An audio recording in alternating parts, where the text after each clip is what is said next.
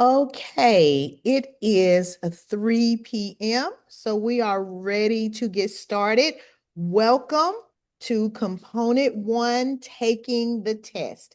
My name is Nicole Hill. I am Director of UAB Regional In-Service Center, Region 5.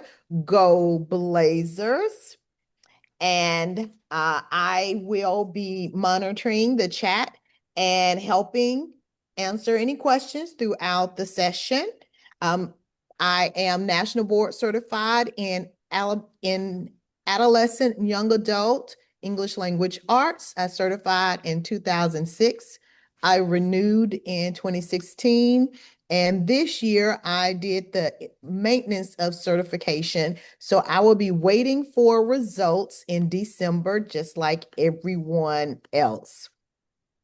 So we want this to be an engaging and informative session. So please keep your cameras on if you are able. We love seeing your faces. Feel free to ask questions in the chat or unmute yourself if the presenter invites you to. The session is being recorded and will be available to view later. I will be dropping today's attendance form in the chat at the end of this session, so please do not leave until you have completed the attendance form. Um, please complete it to receive professional learning credit. You only need to submit the response at the end of this session. There's also a PowerSchool registration. If you have not submitted the PowerSchool registration for today, you only have to do that once for the day for the virtual session. If you have not, I will also put that in the chat. Also, share on social media if you are one of those who does that. Let everyone know what you're a part of. This is something great, so we want to hear it, share it on social media. Also, I will put in the chat the hashtags that you can put on social media so that you can share what you are doing and learning today. So without any further ado, thank you again for giving your time and expertise. Um, if you have any questions, please don't hesitate to reach out. I am now turning it over to Dr. Sandra Pickens, who will be our facilitator, and she is one to definitely follow when it comes to component 1. Dr. Pickens? Well, good afternoon, everyone. Thank you guys for allowing me to be your last stop in your journey today. I know that today has been very eventful for you, and it is my prayer that you have learned tons of information that will help guide you as you move through your national board journey. And so, again, I am Dr. Sandra Pickens. I am the professional learning facilitator for the UAB Region 5 In-Service Center. I am also an Alabama and now National Board Certified Teacher Ambassador. And so my goal for today, guys, is simple. I want you to leave today with with the basic knowledge that you'll need in order to feel confident as you move forward and begin to tackle component 1.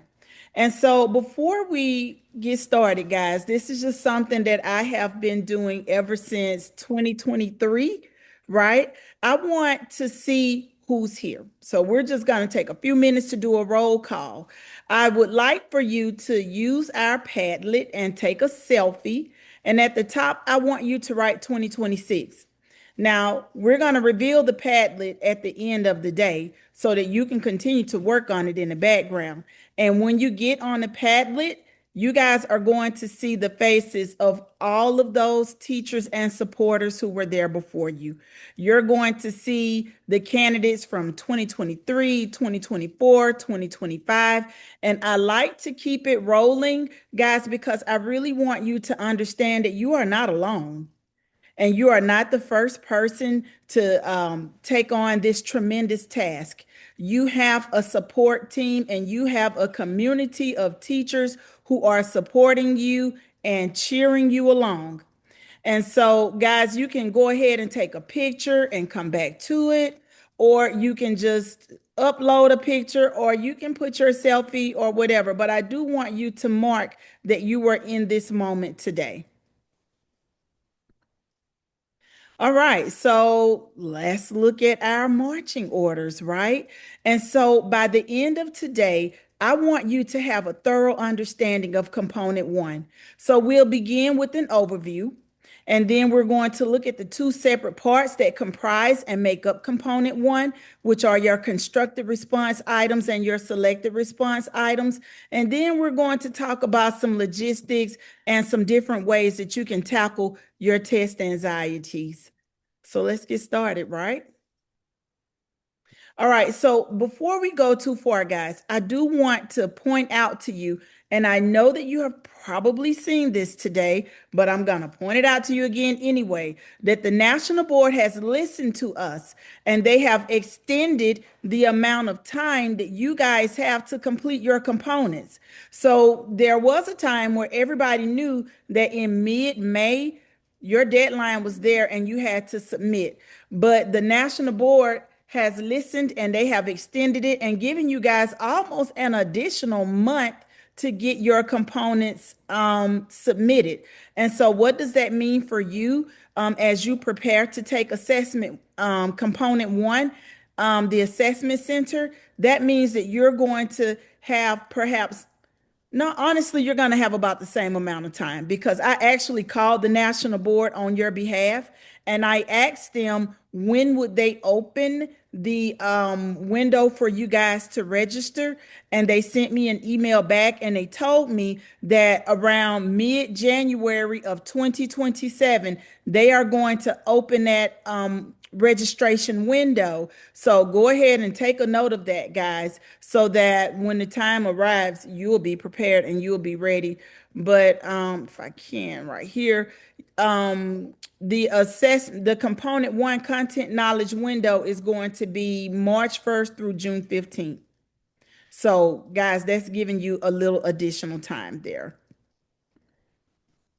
which is exciting. Yay. All right. So as we begin to really look at component one, I know that you guys have been hearing about those five core propositions all day.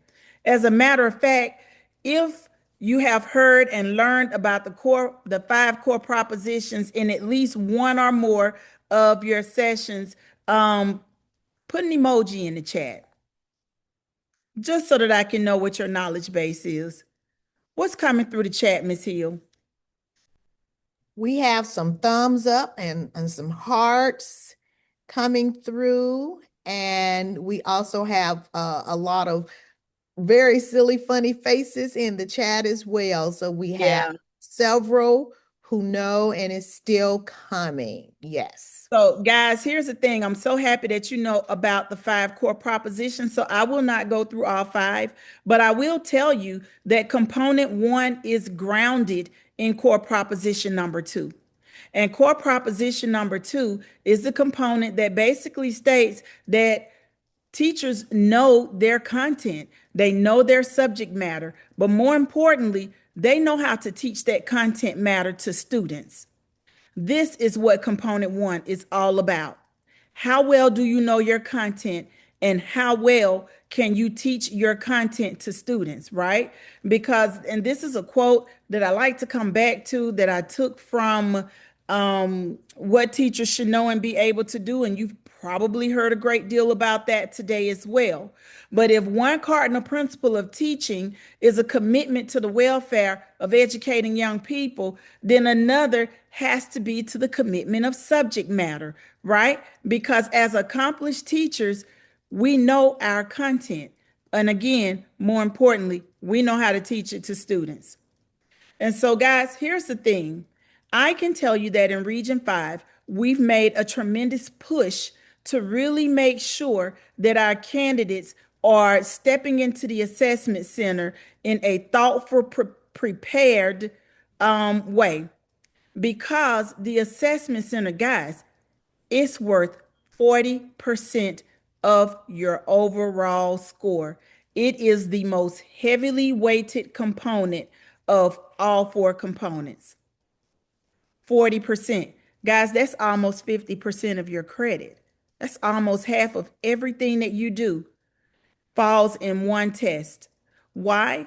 Because the national board wants you to know that they care that you know your content, because you can't differentiate instruction, you can't work with assessment, you can't do any of that stuff, guys, if you do not know your content. 40%. And so, guys, I really want you to think about it like this. Think about it like this. Let me get my pen going here. I want you to think about it like this, guys. There we go. Component one, the first is broken down into two different pieces, right? And so the first part of component one is your constructed response items. And I'm going to talk to you about those in more detail in just a moment. But your constructed response items are going to be broken down into three parts. Those three parts are going to make for 20% of your overall score. So think about it like this, guys. Component two, which is differentiation of instruction, component two, guys, it's only worth 15%. So you have three open-ended questions that are going to weigh more heavily than an entire component two. Let's come to the other side, where we have our selected response items, or your multiple choice. Those 45 questions, guys, are going to weigh more heavily than an entire component four, which we like to call the beast, because it has so many different parts, right? And so once you think about it like that, if you can do well on component one, guys, you're on your way. Component three is weighted at 30%, but that's two videos. Component one is weighed more heavily than two videos.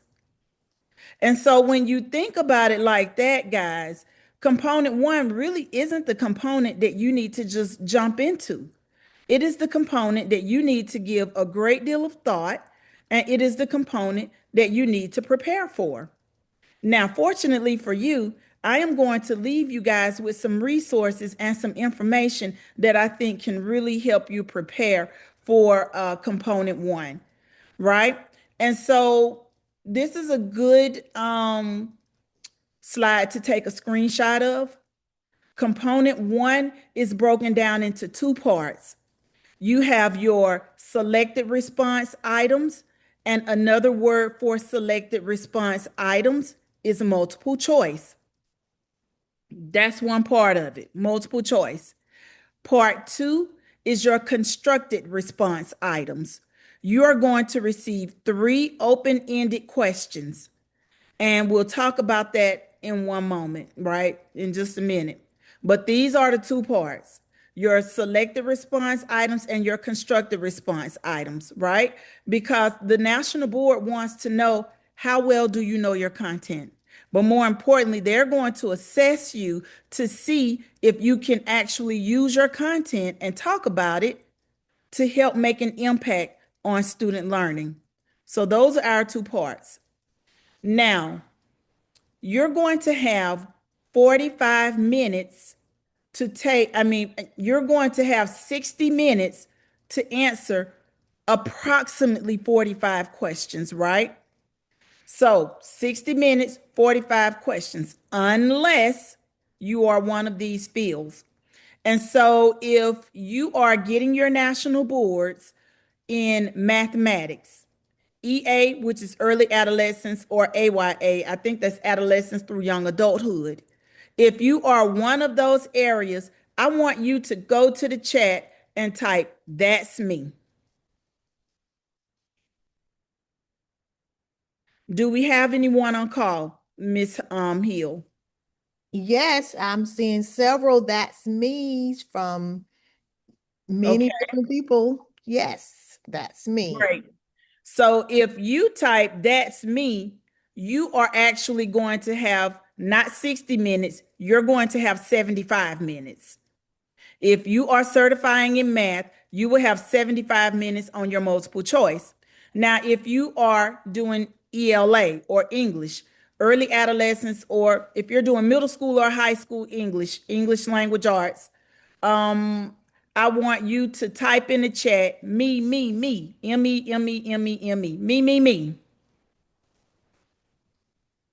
Do we have any me's coming through, Miss Hill? We sure do. We have three me so far. All right, so me, because that's my area. I am EA, early adolescence, right? You're going to have 75 minutes. You are going to have 75 minutes. And I think, guys, I can't say this for certain. If you are EA, ELA, you're going to have a lot of reading passages and it's just going to take more time.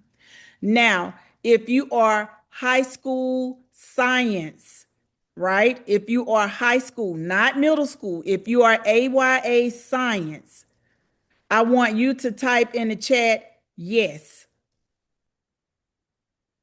Do we have any high school or AYA science? We see two. All right, you guys are going to have 75 minutes. If you are EA, early adolescence, or that middle school science, you will have 60 minutes. Everybody else, you guys are going to have 60 minutes to answer approximately 45 questions, right? Now, for your constructed response items or your open-ended questions, everybody is going to have 30 minutes per question for a total of 90 minutes. Well, why is that important? Because we've had so many candidates in the past who have gone into the assessment center unprepared and they answered all three questions in 30 minutes, not understanding that you actually have 30 minutes per question for a total of 90 questions. And those questions are going to assess your content, but also how well you can apply your knowledge to different scenarios. And you're also going to have to analyze student work and figure out what miscues you can find. And you're going to have to know what strategies you need to implement in order to help students get to the next phase of development. All right, think I'm old. And so, guys, this is just real quick.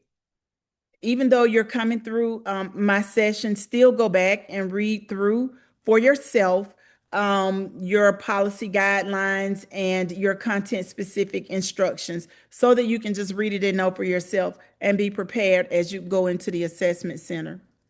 And so I've been doing a great deal of talking at this point, so I want to stop and give you guys the opportunity to communicate with me. So just drop in the chat. What are your thoughts about component one at this time? What are your thoughts? What are you thinking? What are you wondering about? What are your wonders? What are your thoughts? Do you have a question that you would like to ask very quickly or a statement? Do we have anything coming through the chat, Ms. Hill? Yes. Where do we find out the content? Where do we find out the content knowledge it covers? Monica Watkins from Tuscaloosa County is asking that question. Monica, that's a great question because guess what? That's what I'm getting ready to cover with you next. So hold on. All right. So, Monica, the first thing that we're going to look at are your selected response items or your multiple choice. One of the things that I like to point out to candidates as you are preparing, and I am going to steer you in the right direction in just a moment, but as you are preparing, guys, it's important for you to know that as you are preparing and studying for your national board, that it doesn't just cover the grade level that you're teaching, but it covers a particular age range. And so many of my candidates, many of you are going to be early and middle childhood literacy, right? And so look at your age band. You're covering ages 3 to 12. I am early adolescence. My age band is 11 to 15. Well, Ms. Hill, I've only ever taught seventh grade, and eighth grade. But when I look at my age band, that's ages 11 to 15. Kids are sixth grade. A lot of kids are in the sixth grade. So that means I need to know content from sixth grade all the way to 15. I've never taught high school, but my content goes through ninth grade to early 10th grade. And so, guys, once you have figured out your certificate area, it's important to understand that you're not just looking at your grade level, but you're looking at an age range. So if you're early childhood through young adulthood, and that's going to be areas like counseling and library media, you can have anything from birth to 21. And so I'm quite certain that you guys know what that looks like, but I wouldn't even know what to teach at that age. And so, guys, your selected response item format is going to be in multiple choice, A, B, C, D, A, B, C, D, A, B, C, D. This is just real quick. You're going to have a clock in the upper right-hand corner to tell you how much time you have, and they will also have a prompt counter to let you know how many questions you have. You have a navigator button. You'll be able to flag questions for review. And if you are math or science, they are going to give you a scientific calculator so you don't have to bring one in. And so to answer the question, someone was asking, well, what do I study? If you have your manuals or your guides, if you printed those out or downloaded those, I want you to go to page 2, right? I like to call this your assessment breakdown. The thing that I like about National Board, they don't just expect you to know just random information. They tell you what to study. And so this example was a screenshot that I took from social studies, right? So I am going to look, this is my standards content on this side and the approximate percentage of questions that I'm going to have on this side. So I know that if I am social studies, I am going to need to look at my National Board Standard 4, integrating content. I need to know my instructional strategies for social studies and resources that I can use to help teach students. And I'm also going to go back and study my National Board Standard 4. Why? Because here it tells me the approximate percentage of questions that I'm going to have. I told you guys you're going to have about 45 questions. And so 25% of that is going to be approximately 10 questions. So they're going to ask me 10 questions about this. I'm going to keep moving and look at my content knowledge. So if I am social studies, I'm going to look at my National Board Standard 3 and study it. But I'm also going to look at my history, world history, and United States history. That's what they're testing me on. And in social studies, guys, that's going to be the bulk of your questions. That's 42%. So 42% of 45, you're going to have approximately 17 questions. And then you can keep going and it shows you. Now, what I've done for you guys, and you can thank me later, I have created for you, and I'm about to drop this link in the chat for you. All right. I want you to go to the second link that I just dropped in the chat, and it is going to take you to this folder. And so for each of your areas, and you're just going to have to play around with this, guys, when you get a moment, but for each of your areas, it is going to, you can just click on one of these. Now, guys, when you get in my folder, you will need to make a copy. So you're going to have to go. So I'm going to go to one that I know is popular, right? And I see some of you guys have already jumped on the literacy. You're going to come to file and make a copy. But I made a graphic organizer for each of your content areas. And so what this graphic organizer does for you guys, in that first column, I put your standard. And so if you are literacy, then you need to look at your National Board Standards 1 and 12. These are the 3 areas that you need to focus on. And it's going to be 20% of your questions, and that's going to be approximately 8 questions. And so as you're studying, you can take notes in this column. You can self-assess yourself. in this column. And then if you have resources or things or places where you can go to study to learn more, you can put them in this column. And if you will come down to the bottom of each graphic organizer, I have resources that National Board teachers have suggested that you can go to that can help you study. And you can continue to add on. And so there is one of these for every area. And if you are looking and you can't find your area, send me an email and I'll send it to you. But I think I checked it this morning and I'm almost certain that there is a graphic organizer for every area. All right. Okay. So what are some ways that you can prepare for your SRI? How are you guys feeling about that? About that resource? It's good, right? So what are some of the things that you're going to do to prepare for your SRI? Or drop some comments in the chat and let me know what you're thinking about your resource that you just received or any questions or comments or whatever that you're having. Is anything coming through the chat, Miss Hill? First of all, everyone is loving the resource that you provided, and they are very thankful for it. And it is a great resource. All right. Jaden Forrest said that he or she has already made their copy. I just dropped you a heart. Melanie Smith said you absolutely love this resource. I just dropped you a heart, Melanie. Let's see. We have Carrie Williams said, thanks so much. This was so helpful, Carrie. I'm dropping you a heart. Thank you. Thank you, thank you, thank you. Thank you for being here today. And so, guys, that's just another resource that you guys have. Cassie said, amazing, thank you. And so it's just one of those things that can help you study, because one of the things that our candidates always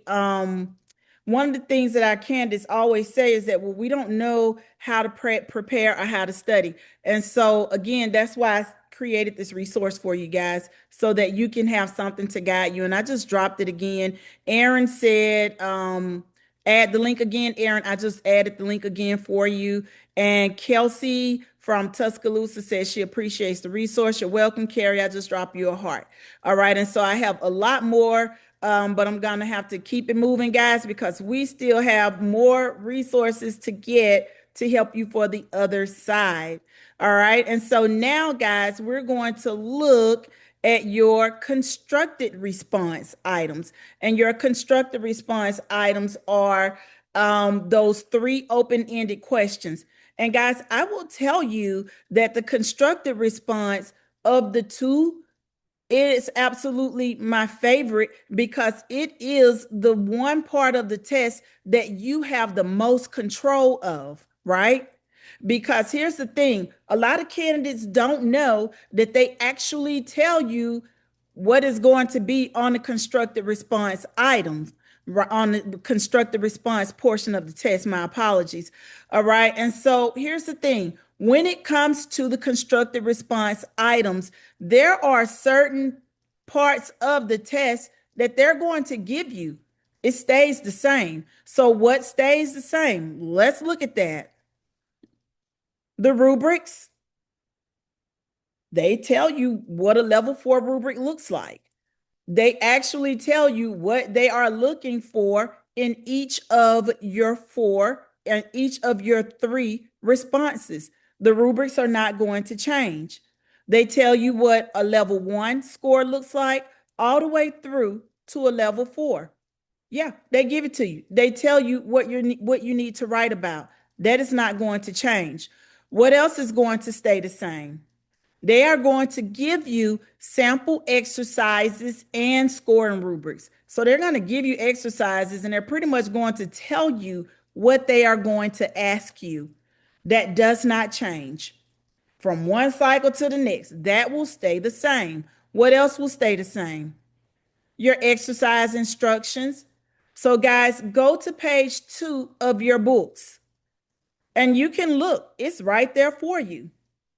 They remain the same. What you see in the book is what you're going to see at the assessment center. Your exercise topics. They're going to tell you what your topics are going to be for your constructed response. That's fixed. What you see in the book is what you're going to see in the assessment center. So when I went into the assessment center, I went into it knowing that they were going to test me on literary genres, teaching reading, and teaching writing. I knew that because they told me. So let's take a look. All right. And so I have a screenshot of what your rubrics look like. So when I tell you guys, this is your rubric, this is your rubric. Now, I want you to really kind of focus and look in on your level 4 rubrics. Because if you can figure out what your level 4 rubric is asking you to do, then you'll know how to practice. And I'm going to share some more things with you in a moment. But this is an example of what I mean when I say your rubrics, right? And when you come over here to your, I think this is on page 2, they show you sample exercise 1, sample exercise 2, sample exercise 3, and this is the scoring rubric to go with each of your individual parts. So they just give you that, guys. Right? And so I wanted to show you an example of your exercise topics, which is found on page 2. So if you can remember, I told you guys these were the 3 things. So these are my 3 constructed response items. And so I am going to read mine and just look at the one that says teaching writing. In this exercise, you will use your knowledge of ELA to analyze student writing and discuss strategies to improve writing skills. You will be asked to respond to one prompt. And when I got to the test, they said the same thing again. So I said, oh my God, it's been right there in front of me all along, right? And so this is an example that came from my part, literary genres. But if you come down to the bottom, guys, this is the prompt that they're going to give you. And it says you must address each of the following in your response. Provide an identification, either written or implied, of the genre. Well, if you come up here, they tell me that I'm going to have to do what? Identify the genre. So I'm going to look at my level 4 and see, well, what does it say? And so, guys, you have these examples in your book for your content area, and this is fixed. And so, for those of you who have your books, I want you to take a moment to pause and find your exercise topics and go ahead and highlight or make a note on the page so that you can know that when it is time for you to start studying for your constructed response, this is where you're going to go. This is fixed.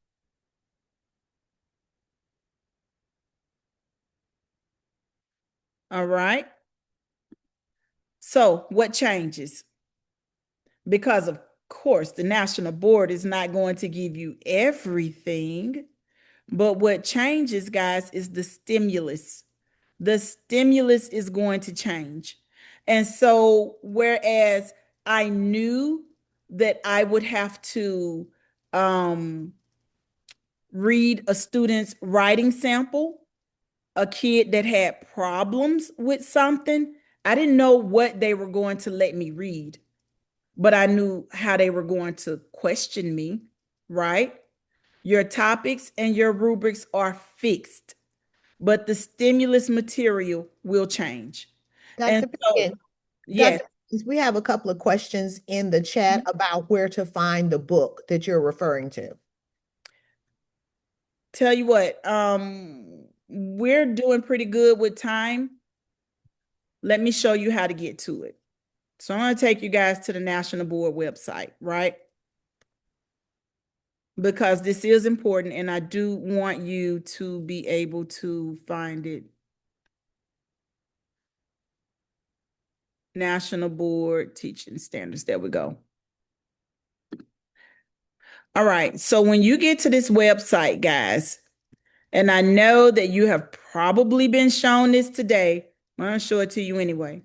When you get to this website, you always want to come down all the way down to the bottom, right? And go to your, maybe I'm looking at, nah, they moved it. All right, come to certification. My bad. Come to certification. From certification, I want you to go to your candidate center. Your candidate center is where you're going to go to find most of the resources that you will need as you are going through. And so you can see, guys, this is where I got my screenshot. And when you get to the candidate center, come down to first time and returning candidates. First time and returning candidate resources. Yeah, you got to jump through a few hoops. And so then you're going to find your area. So let's look at that literacy, reading, language arts. Developmental level, there's only one. And so from there, you're going to find your component instructions.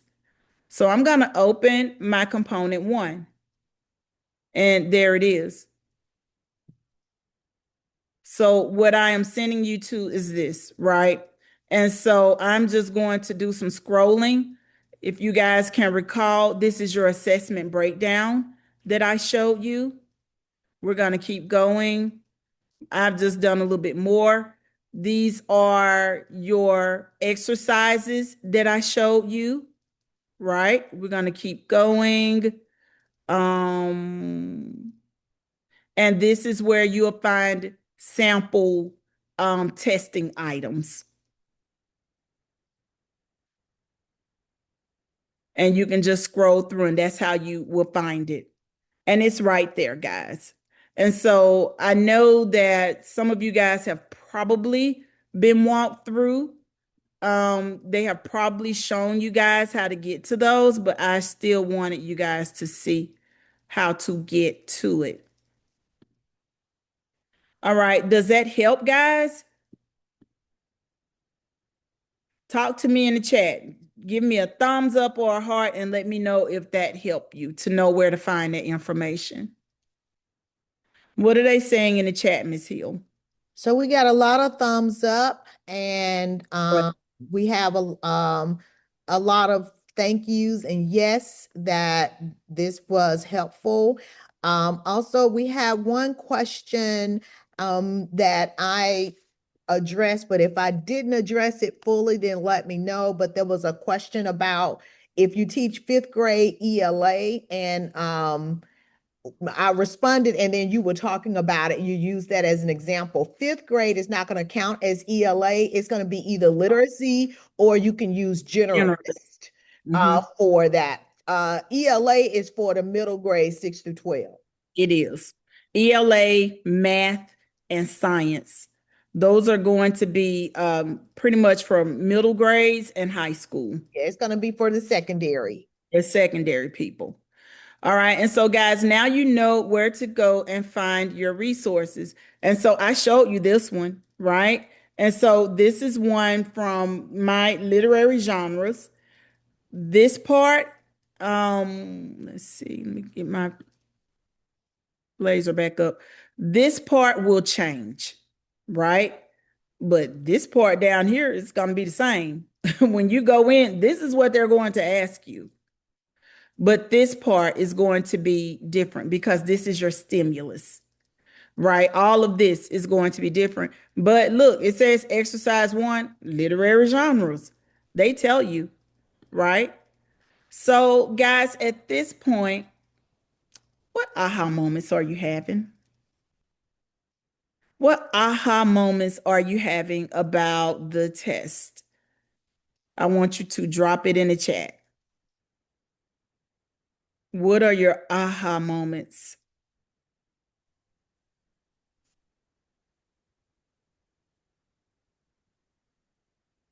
Do we have any aha moments in the chat, Ms. Hill? I think they're still thinking about it. Oh, no, we do. We have Mindy from Athens says, I feel like this might be similar to the praxis. In It, Yeah. it's much more niche than the praxis, I would say. Is very, very specific to your knowing not only the subject, but how to teach it. Yes. Dr. Pickens, am I on the right Yes. place with that? Because you are going to have to brush up on your instructional strategies. Because after you identify a miscue, you're going to have to know what to do to help that student. And you're going to have to be able to articulate in writing exactly what you would do and why you would do it. And so, Ms. Hill, I have to read this one comment from Maureen Connolly. And Maureen, I drop you a heart. Maureen said, take the whole year to study and rock it. That's right, Maureen. I love that. All right. Megan said, use the resources available and prepare.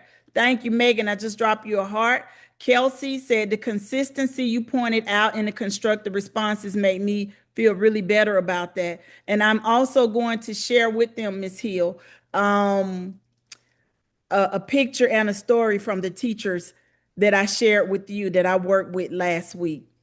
So that's coming. Aha moment. Amount of time provided for the written portion. All right. Thank you for that, Terrellyn. So, guys, the thing is, you can prepare. A lot of people say, well, I just went in and took it. And I would tell them, yeah, I wouldn't do that. Prepare. And since we have really been working with our candidates on the preparation part, because I go even deeper with this stuff during my Saturday deep dives.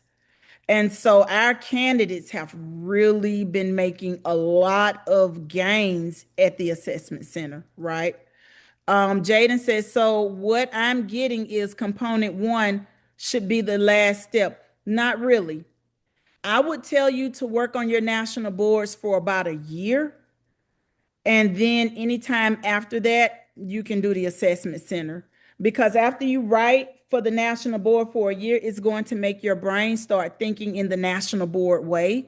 So you would have had an opportunity to study your standards. You would have had an opportunity to brush up on your instructional strategies, and then you'll be ready. You'll be ready. All right, so I'm going to keep going. So, guys, I do want to show you some common mistakes that candidates make, not answering all the questions. If they give you a prompt that is multi-layered, you have to address every layer, every part of that prompt that they give you, right? A lot of candidates write and don't integrate the standards. Well, you may be wondering, Dr. Pickens, I'm not going to have the standards in front of me. That's why I said work on your national boards first, because you would have been studying standards. You would have been writing and doing things with your standards, because you are going to have to write a lot of your things that are in your head that you are doing anyway are connected to your standards anyway, right? A lot of teachers will come up with strategies and lessons to help a child that are not lessons and strategies that move kids to higher levels of cognitive complexity, right? So just because you may have a child who is struggling to pronounce to read something, and your strategy might be, well, I want them to read the directions. So even though that may be a strategy, I don't know that that's going to move kids thinking in an upward trajectory.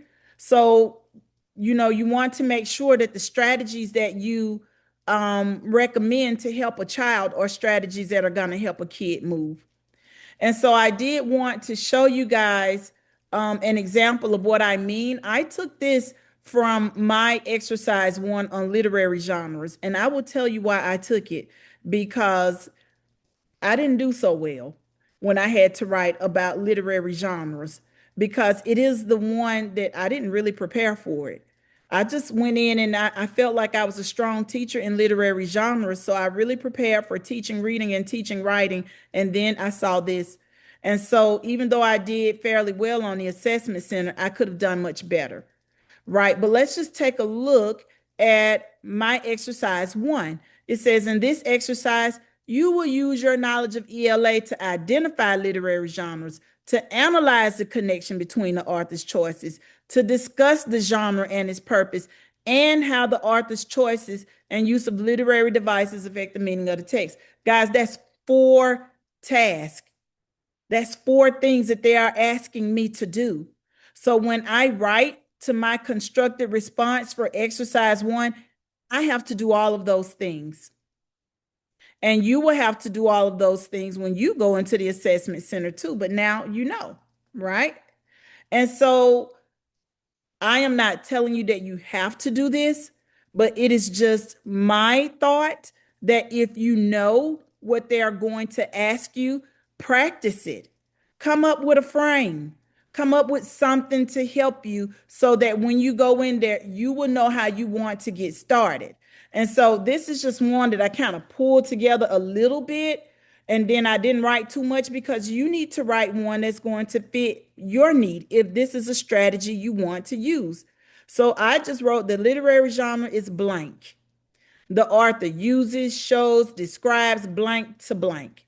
For example, now this is how perhaps I would have started mine, but if you know what they're going to give you, start practicing, right?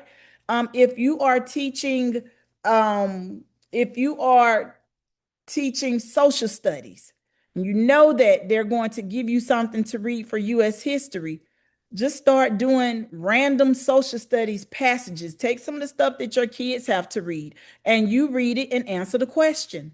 If you know that you have science or art or whatever, look at what they're asking you to do and use your students' work, right, as something that you can write about and start practicing.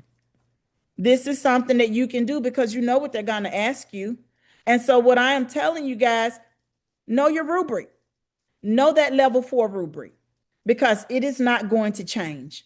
And that level 4 rubric will tell you what they are going to give the highest score for. So we shoot for the highest. And even if you get a 3, that's still really good, guys. Right? And so know your rubrics. And if you are planning to practice your writing, print out your 1, 2, 3, and 4 rubrics, give it to one of your colleagues and let them read what you have written and let them tell you which rubric they think your grade is. Well, I think you got a 2 or you got a 3, or I would have given you a 4 on this, right?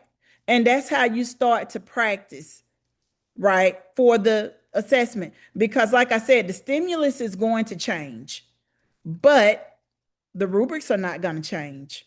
They are not going to change. And so I wanted to show you guys something else that you can do. Like I put my level 1 against my level 4 to look at what's different. And again, on Saturdays, we take more time diving deeply into this stuff, right? But your level 4 rubric is going to tell you what the characteristics of your response should look like. And so to not really study those is not very wise. And so to answer the question again that was given to me earlier, well, what do I study?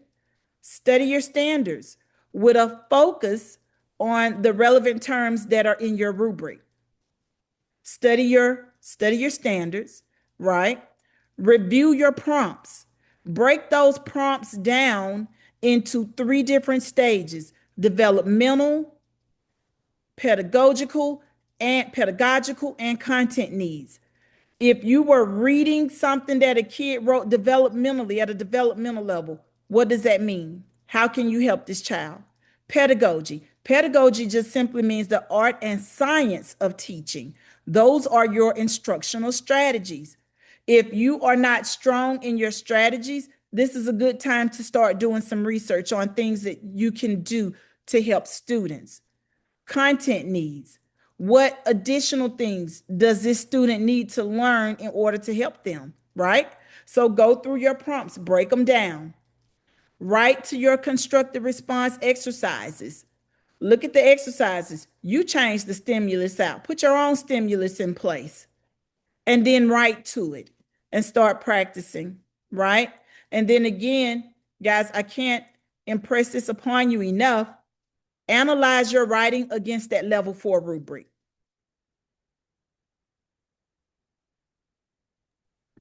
Uh-oh. Analyze your writing against the level 4 rubric. Give me a second, guys. I don't know what just happened. My screen just jumped off. Sorry about that. All right.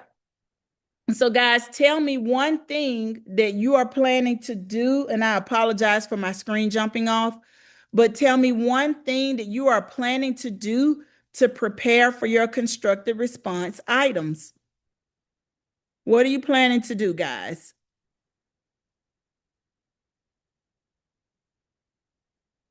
Hannah says she's going to evaluate the rubrics. Jaden says she's going to check the rubrics, practice, use the practice prompts. She's going to use the practice prompts. Yes, this will be recorded. Learn how to write the information from the standards and do practice questions. Excellent, Carrie.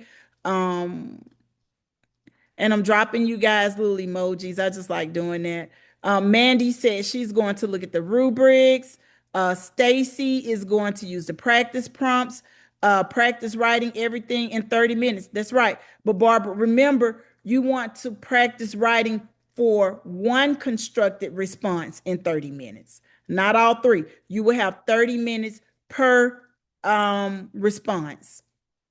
And so now, guys, we're just going to talk very quickly about the assessment logistics because I do have some more resources that I want to share with you.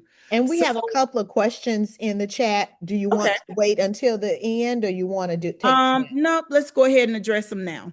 Okay, so Danielle asked a question earlier, and I wanted to make sure that I gave her the correct information about since she's fifth grade ELA, but she says she doesn't teach phonics at all.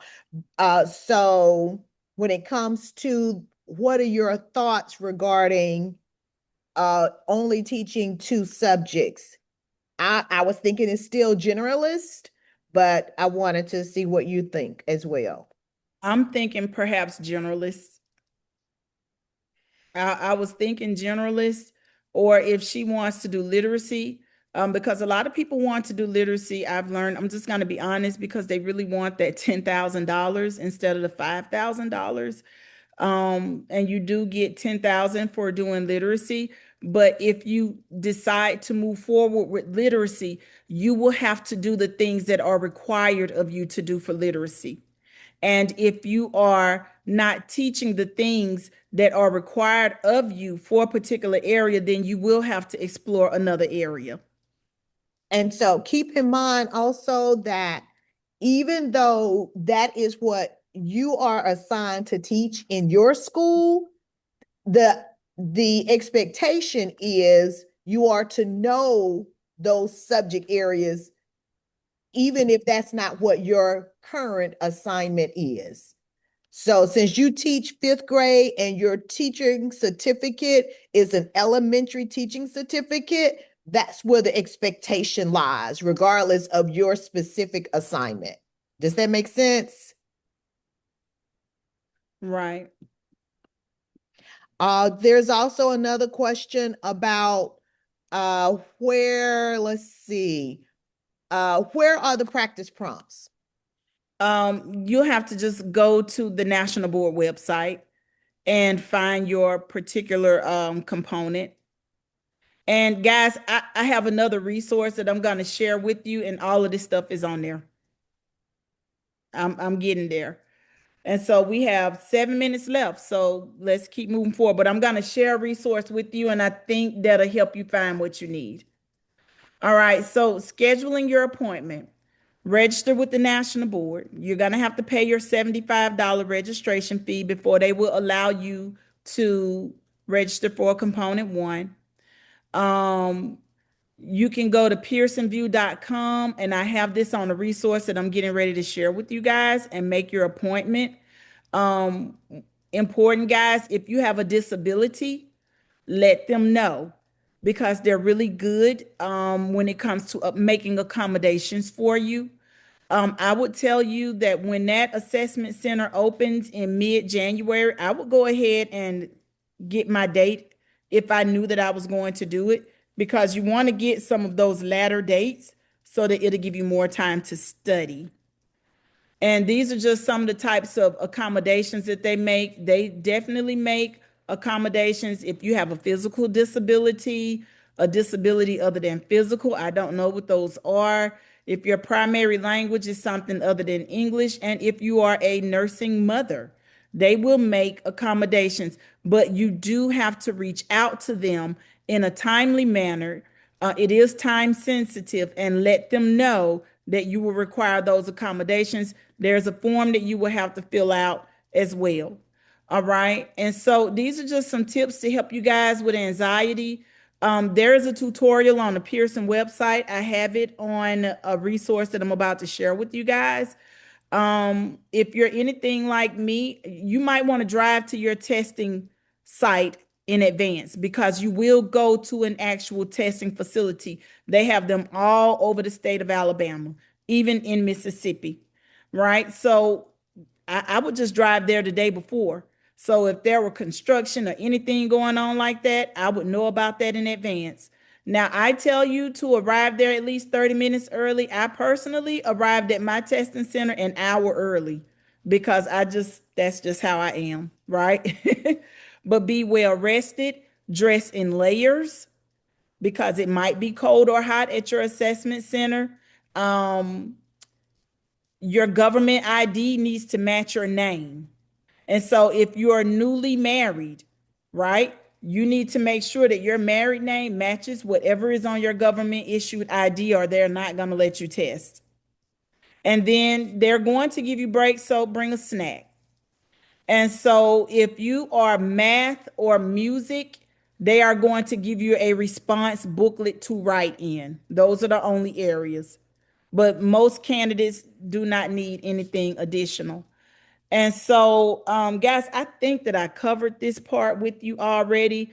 Um, knowing just reducing that anxiety. If you need to know what to teach, look at your assessment breakdown, and they tell you what you're going to have to study for on your selected response items. And so now, guys, I want you to go to this Padlet, and I'm also going to drop the link in the chat for you guys again.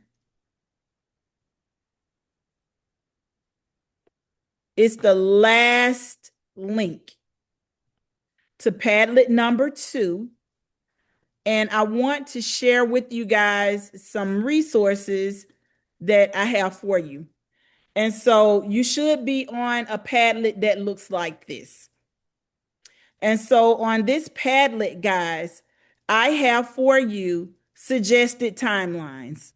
The only thing that I ask, guys, is that once you use my timelines and my materials, please don't monetize them. Use them to help yourself. So let's take a look. So let's say you're wanting to do your national board in 2 years, and you're trying to figure out where you want to do the assessment center. This handout is a suggested, you do not have to follow it, a suggested timeline that tells you what you need to do beginning with the summer, which is right now. And it recommends what you need to do month by month to complete your national boards. And so you're going to see that I have you doing component 1 at the end of your first year. And so this is an excellent, excellent resource for you guys. All right. And so I'm going to come back. For those of you who are interested in doing it in 3 years or 1 year, you have a timeline. And then I'm going to look at your checklist. You'll notice that I don't have one for component 1 because it's just the assessment center, and I've given you guys a really good rundown for what you need to do. But feel free to use any of these checklists. I like to call them to-do charts. I actually use to-do charts in my classroom. with my students when they're doing small group work, but I found that they work well when you have a lot of tasks that you have to complete. And so this is a to-do list for component 2. And you can just track and keep up with things that you need to do, things that you are doing, things that have already been done. And this tells you pretty much what you need to do to complete component 2, 3, and 4. And so these are your web resources. This is for our in-service center. We encourage you to join our Facebook page. So if you click right here, you can join our Facebook page, and we have loads of information available to you and for you on our website. I also have for you guys, this is the candidate center. I think I need to no, this is the candidate center. So someone was asking, well, Dr. Pickens, how do I get the information? You will click here and it will take you straight to the candidate center. Find your area and find your developmental level and then download from there. And so that's the shortcut to it, because I knew you guys will be asking for that. For those of you who do not know about the book, what teachers should know and be able to do, you can click here and it will take you directly to it. Now over here, this is the boot camp website. You can click here and it'll take you to our boot camp website and all of our resources and everything that we have from previous years. And this is an excellent resource. I know that this isn't for component 4, but this is a resource that I share with my teachers. This is not mine. I actually got this from Rachel Goggins. She is amazing and I liked it and I wanted to share it with you guys. This is a way that you can put everything on one page for your component 4. And so let's see, guys. And so this is a resource that Ms. Hill and I have been sharing with our candidates. It's the National Board Homeroom. So if you're looking to do your national board independently, the homeroom will really be great. It will help you. And so, guys, it is 4:01 by my watch. And so the last thing that I want to show you guys, just one more thing that I do want to show you. I want you to be encouraged. This is Carrie and Tawana. Last week I did a session at the Gulf Coast Conference on the teaching of writing, and I met Carrie. Carrie is from Choctaw. She's not even inside our region, but she comes to all of our deep dives, which you guys are welcome to come. And Carrie said, Dr. Pickens, I have something to tell you. I said, well, what's that, Carrie? She says, I've used all of the resources and I studied. She said, and I'm a little nervous. And I said, well, why are you nervous, Carrie? She said, because the assessment center was not hard. I said, well, it's a good thing. She said, I think I did very well. I said, well, Carrie, that's great. I wanted you to do well. And then later on that day, I saw Tawana. Tawana is a teacher that I am actually mentoring. And she said, Dr. Pickens, I have to share something with you. I said, well, she says, I don't know if I should say this aloud. I don't want to jinx it. I said, what's that, Tawana? She said, the assessment center was easy. It was not hard. I studied, I prepared, and I went in there and I just knew what to do. And so I wanted to show you our picture, and I paired these two ladies together and I let them meet each other, and they have become a part of their community. And they have vowed to keep in touch with each other and support each other. Join you a community of learners. It makes the national board process a whole lot easier for you. And I want you guys to be smiling and saying, Dr. Pickens, if nothing else, I feel like I was prepared.